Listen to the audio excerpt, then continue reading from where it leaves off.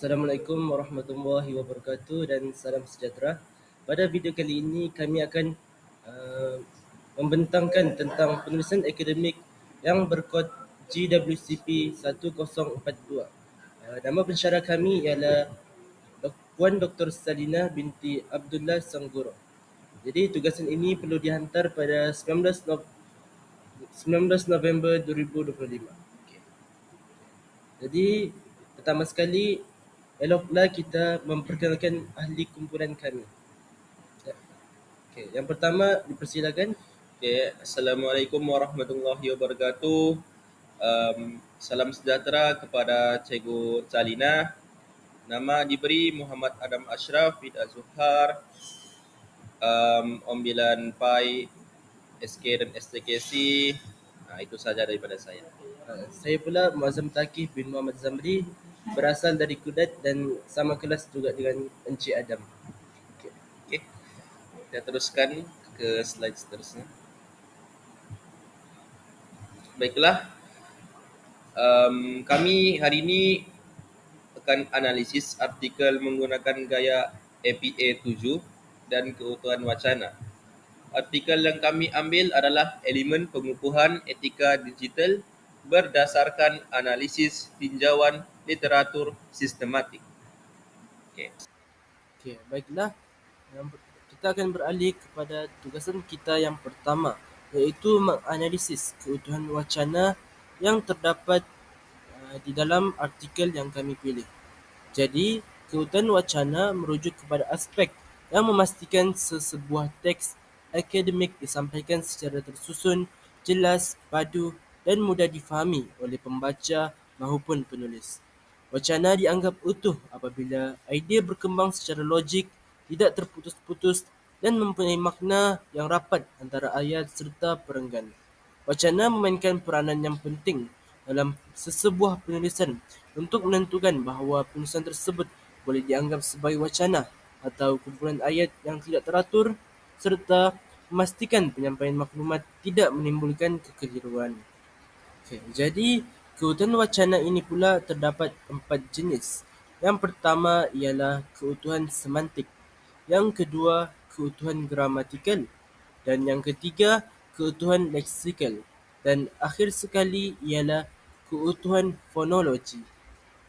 Okey, kita bergerak kepada keutuhan semantik yang pertama, iaitu keutuhan semantik merujuk kepada kesatuan makna dalam wacana yang mana bertujuan untuk mengetahui sebuah perenggan atau teks dianggap utuh ataupun tidak. Jadi, sebuah perenggan atau teks dianggap utuh apabila setiap ayat membawa makna yang saling berkait dan tidak bercanggah. Kedua, idea dikembangkan daripada satu topik utama. Seterusnya, makna antara ayat tersusun mengikut urutan logik, sebab akibat, kronologi, perbandingan ataupun hujah. Akhir sekali, tidak lompatan idea yang membingungkan. Jadi, hubungan semantik ini dapat dilihat dengan lebih jelas melalui contoh-contoh yang telah saya analisis daripada artikel. Jadi, contoh semantik yang pertama ialah hubungan sebab dan akibat. Okey, yang pertama ialah saban hari pelbagai isu komentar tanpa batasan yang melibatkan perkauman dan mempersendakan agama. Perkara ini menimbulkan suatu keresahan baharu khususnya kepada pihak berkuasa dalam menangani isu ini. Jadi di sini sebab dia kita dapat tengok melalui saban hari pelbagai isu komentar tanpa batasan. Dia punya akibat pula ialah telah menimbulkan suatu keresahan baharu khususnya kepada pihak berkuasa dalam menangani isu ini. Jadi pada ayat pertama menunjukkan bahawa ia merupakan sebab dan yang kedua pula menerangkan tentang akibat. Okey. Contoh yang kedua pula ialah komentar tanpa batasan di media sosial memberikan pelbagai kesan kepada pengguna lain, malah menyebabkan perpecahan dalam kalangan masyarakat setempat. Jadi di sini kita dapat tengok sebab dia ialah komentar tanpa batasan. Kemudian akibatnya ialah telah menyebabkan perpecahan dalam kalangan masyarakat setempat. Jadi inilah yang dinamakan hubungan sebab dan akibat. Okey, seterusnya pula ialah keutuhan fonologi. Keutuhan fonologi ini penting supaya dapat menimbulkan hubungan semantik di antara sebahagian wacana. Intonasi berperanan penting sebagai penanda dan pemisah frasa dan pembeza struktur ayat. Okey.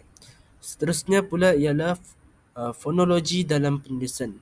Fonologi dalam penulisan menggunakan alat-alat yang disebut tanda baca seperti nokta, koma, tanda soal, titik bertindih dan sebagainya. Penggunaan tanda baca ini mencerminkan intonasi dan emosi dalam pertuturan supaya mudah difahami dan apa yang disampaikan oleh penulis kepada pembaca dapat difahami dengan lebih jelas. Jadi kita akan melihat contoh keutuhan fonologi dari artikel yang kami analisis. Jadi di sini kesedaran masyarakat supaya bertanggungjawab serta mematuhi undang-undang digital dan prihatin terhadap ancaman digital mesti ditingkatkan. Lepas tu, maklumat yang diterima di media sosial perlu ditapis dan diselidiki terlebih dahulu sebelum disebarkan kerana dikhawatiri tidak benar kesahihannya. Jadi melalui ayat yang telah saya baca tadi, kita dapat melihat bahawa setiap ayat mempunyai tanda baca yang tepat, iaitu ada nokta di setiap penghujung ayat. Okey. Pada masa yang sama juga, contohnya Uh, bagi memastikan media sosial dapat memainkan peranan penting terhadap keharmonian sesebuah negara, maka elemen utama etika digital perlulah diterapkan dan diperkukuhkan dalam dasar awam sedia ada, seperti elemen profesional, positif, kesedaran pribadi, komunikasi dan pendidikan semasa menggunakan media sosial. Jadi di sini kita dapat melihat penggunaan koma yang cukup baik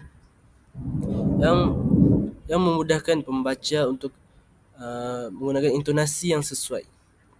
Okey, yang kedua pula ialah dapat pada ayat yang terakhir ialah cadangan penambahbaikan sukatan pelajaran boleh disemak semula dengan modul kursus baharu Netiquette bagi mewujudkan warga digital yang berpengetahuan baik dengan etika digital. Jadi penggunaan titik penggunaan tanda koma, maafkan saya, iaitu tanda petik tunggal.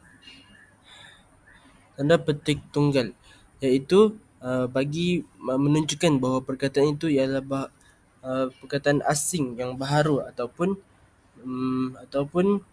kita mau terangkan tentang perkara tersebut. Kemudian marilah kita beralih kepada keutuhan leksikal. Jadi keutuhan leksikal ini merujuk kepada kesepadanan perkataan dan kosakata dalam sesuatu wacana. Keutuhan leksikal memastikan penggunaan kata adalah konsisten, tepat dan relevan dengan topik. Keutuhan ini dapat dicapai apabila yang pertama, pengulangan, repetition, mengulang kata kunci supaya fokus idea kekal. Yang kedua, sinonim dan hyponim, iaitu variasi perkataan tetapi masih dalam bidang makna yang sama. Yang ketiga, kolagasi, iaitu perkataan yang sesuai digandingkan secara semula jadi. Contohnya, menjalankan kajian, bukan membuat kajian. Yang seterusnya pula ialah padanan istilah tepat, iaitu konsisten dalam memilih istilah akademik. Contoh kesalahan leksikal yang biasa dilakukan ialah pentaksiran, penilaian, ujian dan pemeriksaan. Okey, baiklah, marilah kita melihat contoh ketuaan leksikal yang terdapat dalam artikel yang saya analisis. Jadi, yang pertama ialah pengulangan. Jadi, pengulangan ni ialah perkataan yang selalu ditulis berulang kali untuk menunjukkan bahawa ia merupakan uh, perkataan atau benda yang ingin disampaikan. Jadi pengulangan ini bertujuan supaya pembaca tidak terlarik fokus tentang apa yang cuba disampaikan oleh penulis. Dan ini pula memudahkan uh, pembaca supaya tahu apa main pointnya di sini. Jadi contohnya di sini ialah media sosial berperanan penting dalam menyumbang kepada perpaduan sosial maupun sebaliknya jika dilihat dari konteks hubungan etnik. Lepas tu disebut lagi semula, media sosial semakin hari berkembang menjadi sebagai medium interaktif, membolehkan komuniti mengukuhkan ikatan perpaduan dalam kalangan mereka selain dapat memupuk semangat solidariti sosial.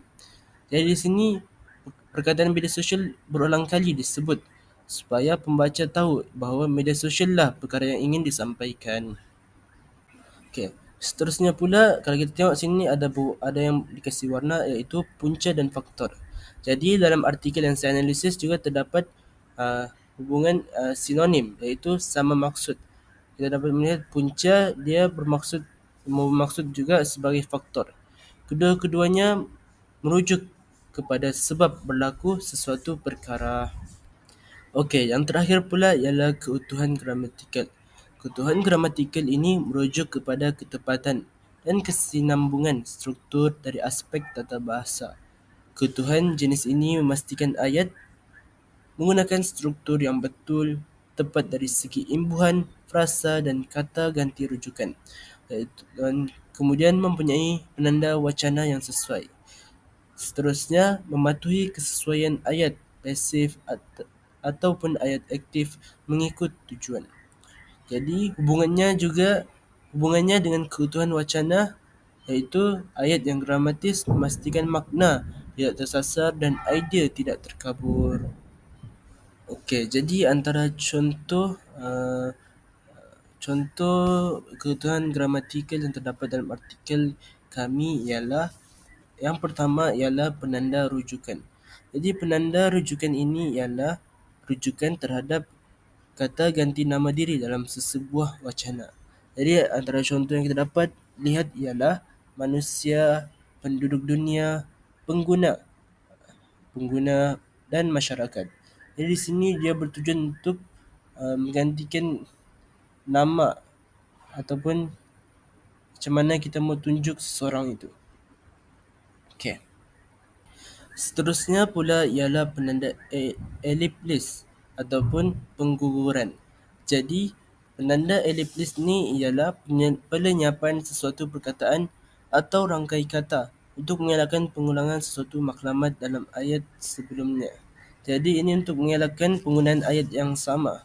Contohnya di sini ialah pendekatan kajian ini telah mengenal pasti beberapa elemen terkini yang dibincangkan dalam konsep etika digital yang dibandingkan dengan fenomena pelanggaran etika di media sosial iaitu elemen profesional, positif, kesedaran, peribadi, komunikasi dan pendidikan. Jadi di sini kita dapat melihat bahawa perkataan ini panjang. Jadi kalau mau ditulis lagi balik sekali, ia memerlukan masa dan memerlukan perkataan yang lebih. Jadi melalui perkataan elemen ini perlu diterapkan dan diperkukuhkan dalam kalangan pengguna supaya mematuhi peraturan etika dan moral selain dapat mewujudkan ruang kongsi yang selesa. Jadi melalui penggunaan kata elemen ini ia telah merujuk kepada perkataan yang kita gugurkan iaitu profesional, positif, kesedaran, peribadi, komunikasi dan pendidikan. Okey, ya. Kemudian ialah penanda penghubung tambahan. Jadi di sini penanda penghubung tambahan ni ialah iaitu memberi maklumat tambahan tentang sesuatu yang diperkatakan sebelumnya. Jadi contohnya, kawalan individu dan keluarga diperlukan dalam capaian internet khususnya dengan menghadkan penggunaan internet untuk kanak-kanak sama ada dari segi masa ataupun digital yang boleh mereka akses. Jadi yang di sini ialah dia sudah beritahu tentang satu maklumat ni. Jadi dia mau tambah lagi tentang apa ni? Tentang apa yang perlu dibuat lagi. Iaitu begitu juga dengan kata laluan. Perlu dipertingkatkan tahap verifikasi akses keselamatannya seperti menggunakan kata laluan dan corak. Jadi kita tambah lagi maklumatnya di ayat seterusnya. Okay. Akhir sekali penanda hubung bertentangan yang saya dapat peroleh daripada hasil analisis artikel kami, iaitu penanda hubung bertentangan ialah menunjuk pertentangan maklumat antara ayat baharu dengan ayat sebelumnya. Contohnya, walaupun sesetengah pendaftaran akaun di media sosial ada menetapkan peringkat umur, namun jadi dia tentang balik. Ada dia punya tapi lah. Namun urusan pemantauan ke atas tindakan tersebut adalah di luar tanggungjawab pengasas media tersebut. Jadi dia beritahu sudah sini, yang pertama itu ada menetapkan peringkat umur. Tapi dia ada tentangan lagi. Dia ada yang perlu tu menyebabkan dia perlu perkara ini dilakukan, iaitu urusan pemantauan ke atas tindakan tersebut adalah di luar tanggungjawab pengasas media tersebut. Baiklah, terima kasih kepada rakan sekerja saya, Muazzam Tagif, atas penyampaian tentang keutuhan wacana. Oke, seterusnya saya akan menyampaikan dan membentangkan tentang ciri-ciri kejelasan dalam penulisan. Oke, di sini kita dapat nampak lihat ciri-ciri kejelasan dalam penulisan mempunyai 3 ciri. Yang pertama, tidak mengandungi unsur kesamaran. Oke. Yang kedua, tidak menggunakan perkataan yang berbelit dan panjang. Yang ketiga, mudah dibaca dan difahami oleh pembaca. Oke. Kita nampak ciri yang pertama tidak mengandungi unsur kesamaran. Oke. Kejelasan dalam penulisan menekankan penggunaan bahasa yang tepat dan jelas tanpa menimbulkan kekeliruan. Oke. Penulis mestilah mengelakkan ayat yang mempunyai makna yang berganda yang boleh disalah tafsir oleh pembaca. Setiap idea yang disampaikan mestilah jelas dan langsung kepada maksud yang ingin disampaikan, isi kandungan konteks ayat tersebut. Oke. Jadi di sini kita boleh nampak lihat tidak mengandungi unsur kesamaran ni, iaitu penulis ni dia mestilah mengelakkan ayat yang mempunyai makna yang berganda kerana takut boleh disalah tafsir oleh para pembaca.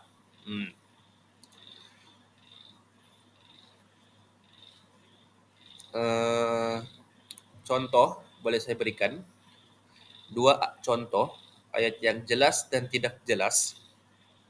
Ayat yang tidak jelas, program ini membantu pelajar dalam beberapa aspek. Aspek apa? Kita tidak tahu aspek apa. Program ini dapat membantu pelajar dari aspek apa? Macam mana?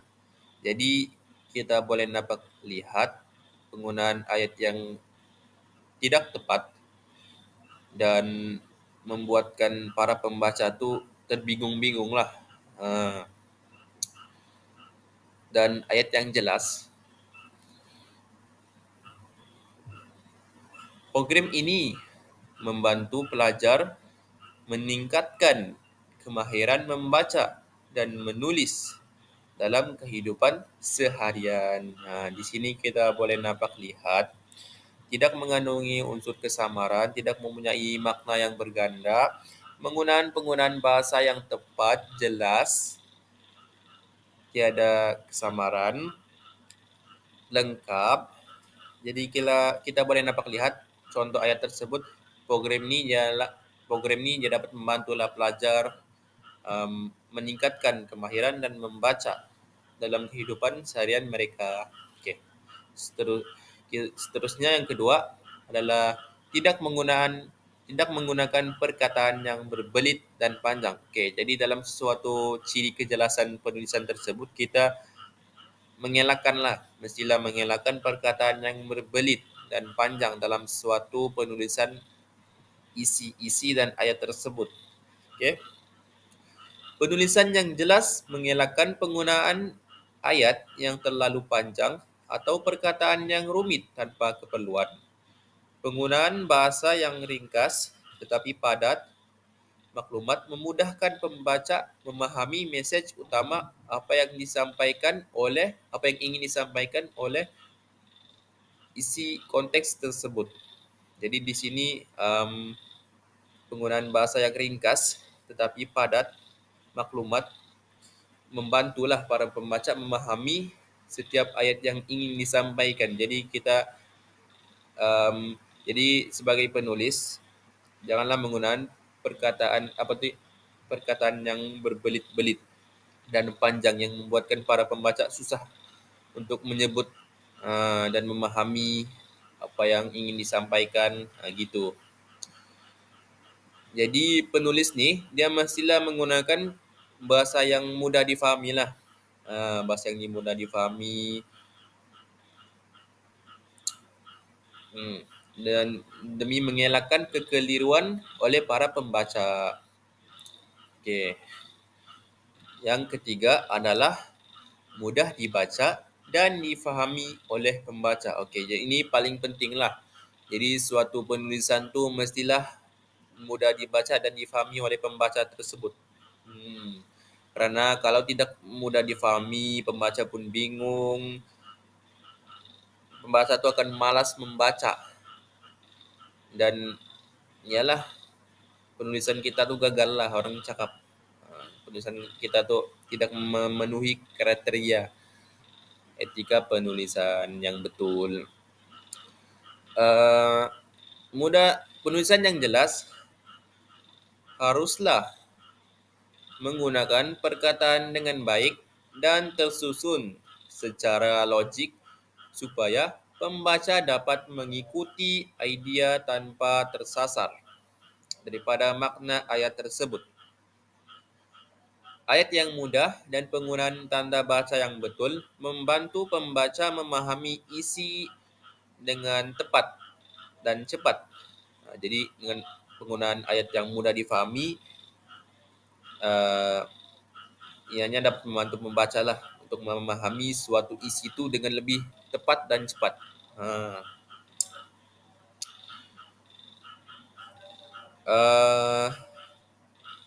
Contoh ayat, ada dua contoh juga, ayat yang jelas dan tidak jelas.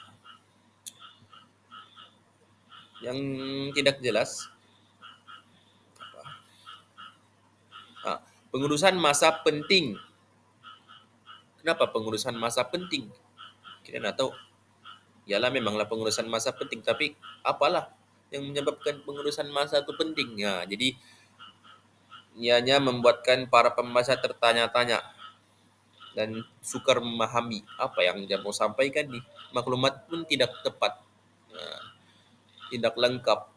Jadi ayat yang sesuai, pengurusan masa yang penting membolehkan pelajar menyiapkan tugasan tepat pada waktunya dan mengurangkan tekanan pelajar. Gitulah. Jadi ayat tersebut membawa maksud dengan pengurusan masa yang penting ini kita dapat menyiapkan tugasan pada tepat masanya lah, on time, dan mengurangkan tekanan lah, tidak last minute, dengan pengurusan masa yang betul lah. Okey, seterusnya kita masuk kepada objektif utama mengenai kejelasan dalam penulisan. Objektif utama mengenai kejelasan dalam penulisan ada 4. Yang pertama, penggunaan bahasa yang formal. Yang kedua, penulisan secara objektif. Yang ketiga, penulisan yang jelas. Dan yang keempat, perkembangan idea secara logik yang berkonsepkan kohera dan kohesi. Okey. Kita masuk kepada yang pertama. Penggunaan bahasa yang formal. Okey. Maksud penggunaan bahasa yang formal. Bahasa formal bermaksud penggunaan ayat yang baku, tersusun dan bebas daripada elemen percakapan atau selanga. Okey. Bahasa formal ni biasanya digunakan untuk mengelak untuk kesopanan, keseriusan dalam penulisan tersebutlah.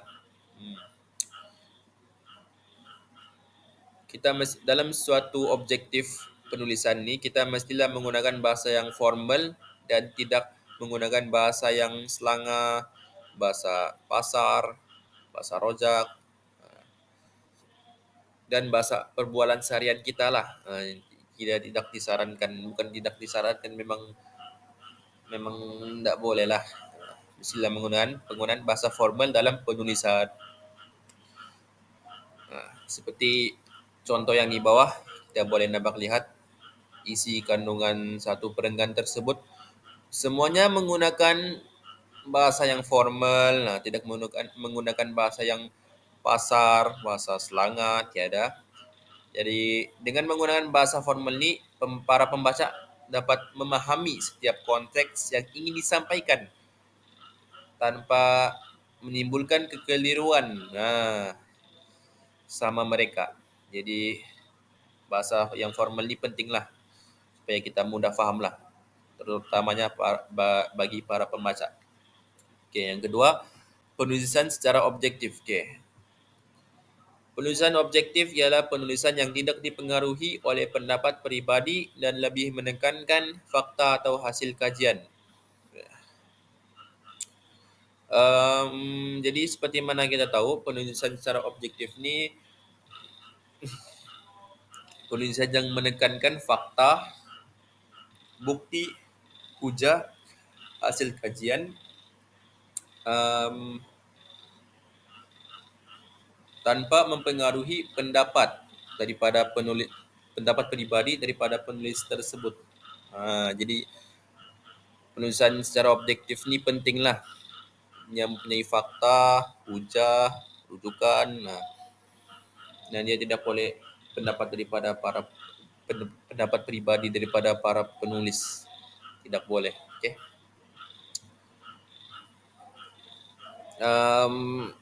Dia dia menyatakan maklumat berdasarkan sumber yang sahih lah, yang mempunyai rujukan ataupun hasil kajian dia dan sebagainya. Jadi dalam suatu penulisan secara objektif tu, kita mestilah mempunyai fakta atau hujah yang tepat, mempunyai rujukan lah yang paling penting, supaya tidak sembarangan lah kita membuat suatu isi yang berandai-andai lah, orang bilang pendapat peribadi kita, tidak boleh. Okey. Kita masuk kepada yang ketiga, penulisan yang jelas. Mempunyai isi-isi atau huraian yang bagi menyokong dan mengukuhkan ayat topik atau dikenali sebagai idea utama. Okey. Penulisan yang jelas ni dia membantu dan membolehkan pembaca memahami mesej yang ingin disampaikan dengan mudah tanpa meneka maksud atau terkelirulah dalam satu konteks ayat tersebut. Jadi di sini kita mestilah menggunakan ayat yang pendek dan mudah, tetapi padat dan difahami oleh para pembaca. Mengelakkan perkataan yang berbelit dan panjang seperti tadi, dan perkara tersebut membuatkan para pembaca lebih cepat memahami tentang isi kandungan ayat yang ingin disampaikan, dan maklumat yang ingin disampaikan tu tepat. Okay. Sini ada contoh dia bagi penulisan yang jelas. Kita boleh nampak lihat contoh yang diberikan merupakan penulisan yang boleh difahami. Okay. Tidak mempunyai perkataan yang bahasa selanga dan sebagainya, dengan bahasa formal juga. Okay. Kita masuk kepada yang keempat, perkembangan idea secara logik, koheran dan kohesi. Okay. Koheran ni maksudnya merujuk kepada kesinambungan dalam perenggan. Okay, kita boleh nampak, kita tahu lah kan, kita dalam suatu perenggan tu mestilah ada kesinambungan lah. Tak boleh ayat gantung. Dan kohesi merupakan hubungan antara ayat yang disokong oleh peralihan logik. Okey. Uh, apa ni? Koheran ni dia menggunakan idea secara logik dan berurutan lah. Setiap ayat yang ataupun perenggan ni dia berkait rapat dengan idea utama. Itu koheran. Kalau kohesi dia menggunakan kata hubung dan rujukan yang jelas. Ya, menggunakan kata hubung dan rujukan yang jelas untuk mengaitkan perenggan dan ayat antara satu sama lain. Jadi koheran dan kohesi ini dia saling melengkapilah antara satu sama lain. Di sini ada ayat ya, oke, kita boleh dapat lihat antara contoh dia. Jadi dengan perkembangan ide secara logik, dengan berkonsepkan koheran dan kohesi, membantu pembaca mengikuti pemikiran penulis tanpa tersasar ataupun tanpa terkeliru, dapat meningkatkan kualiti keseluruhan penulisan daripada penulis tersebut juga. Jadi koheran dan dengan menguasai koheran dan kohesi ini dia dapat meningkatkan kualiti lah dalam penulisan tersebut. Okey. Okey. Kita masuk kepada topik yang terakhir iaitu sumber rujukan. Okey. Sumber rujukan. Rujukan difahami sebagai perbuatan memberi kredit kepada atau menyebut nama seseorang atau sesuatu bahan di akhir sebuah penulisan. Okey. Jadi kita dapat lihat rujukan ni dia menyebut nama seorang, suatu bahan yang kita ambil tu, buku ataupun jurnal yang dia buat dalam sebuah penulisan tersebut. Gitulah. Antara sumber yang sering dirujuk ialah buku, terbitan berkala, artikel, jurnal, bahan elektronik, tesis, badan berkanun, akhbar, laman web dan sebagainya. Okey. Gaya penulisan terkini digunakan dalam karya ilmiah ialah American Psychological Association, APA, edisi ke-7. Jadi kita boleh nampak di sini sumber rujukan ni kebiasaannya lah. Kalau dekat Malaysia ni dia menggunakan APA edisi ke-7. American Psychological Association. Okey. Di sini antara rujukan jenis artikel jurnal yang telah saya siapkan. Okey, di sini kita boleh nampak lihat perbandingan antara rujukan yang salah, penulisan rujukan yang salah dan penulisan yang mengikut APA 7, APA 7, edisi ke-7. Okey. Kita boleh nampak di sini penulisan rujukan yang salah. Nur Azizan Abdul Rahman dan Nur Rashikin Hussein Hashim 2020, Etika Komunikasi dalam kalangan pengguna media sosial, Malaysian Journal of Communication 36 1120 sehingga 138. Okey, di sini perbandingannya dengan cara penulisan rujukan mengikut APS edisi ke-7. Nur, H, dan Hashim, N, 2020, Etika Komunikasi dalam kalangan pengguna media sosial, Malaysian Journal of Communication, 36 120 hingga 138 nokta. Di sini kita boleh nampak lihat penulisan rujukan yang salah dia menggunakan bahasa yang full, bahasa yang penuh lah.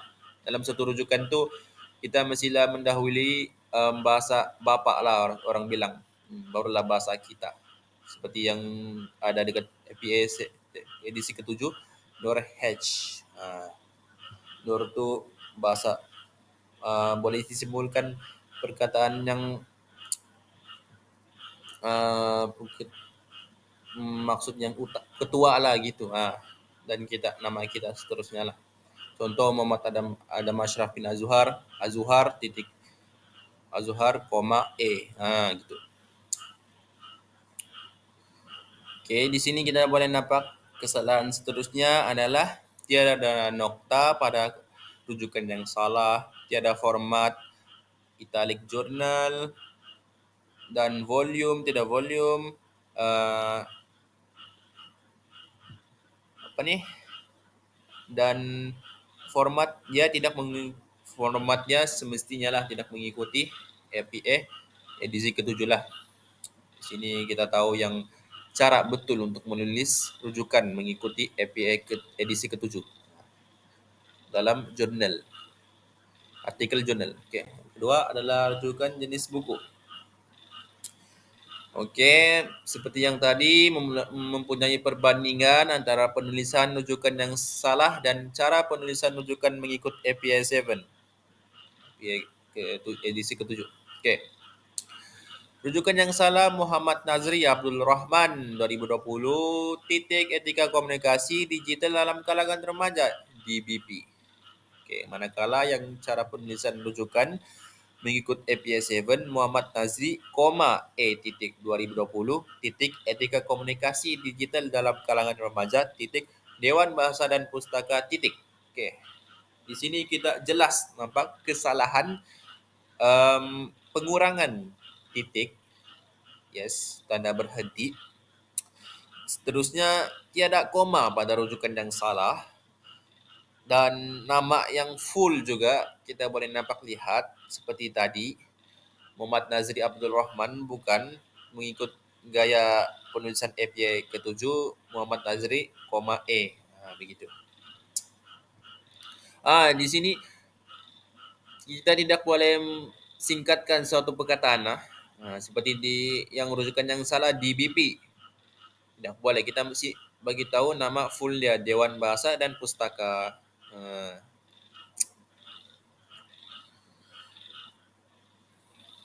Oke, dan yang ketiga ataupun yang terakhir lah yang saya dapat daripada penulisan artikel yang saya kaji bersama Muazzam, yaitu rujukan jenis proceeding. Ada perbandingan kedua juga.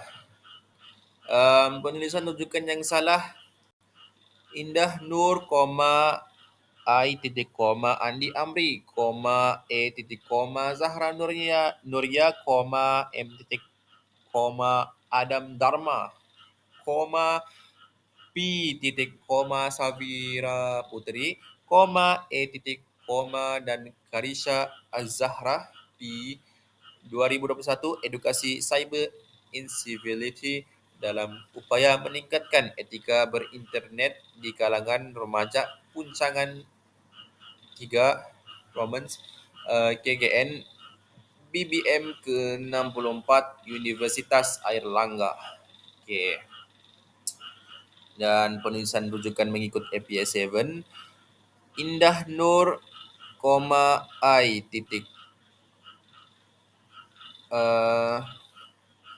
Amri, E titik Nuria, M titik Z titik Dharma, P titik E titik Putri, E titik S titik dan Azahra, P dan P titik K titik 2021 titik.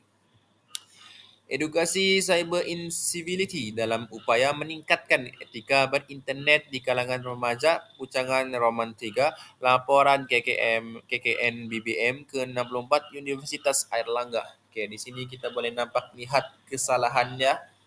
Yang pertama, yang rujukan yang salah ini tiada titik selepas inisial penulis. Tiada titik. Oke, yang kedua, tahun tidak dalam kurungan. Kita dalam pernyataan tahun ini mestilah dalam kurungan. Yang ketiga, Tiada tanda baca semestinya titik. Titik adalah antara elemen yang penting dalam rujukan, satu elemen yang penting dalam rujukan. Uh, dan dia memang tidak mematuhi format APA 7 yang standard lah. Rujukan dia tidak tepat. Jadi kita boleh nampak di sini cara kita menulis rujukan ni adalah mestilah mengikut edisi, mengikut APA, American Psychological Association edisi ke-7, supaya rujukan kita tu betul, tepat dan sahih. Okay. Baiklah, kita sampai ke penghujung dia. Terima kasih cikgu kerana telah melihat semua pembentangan kami pada hari ini.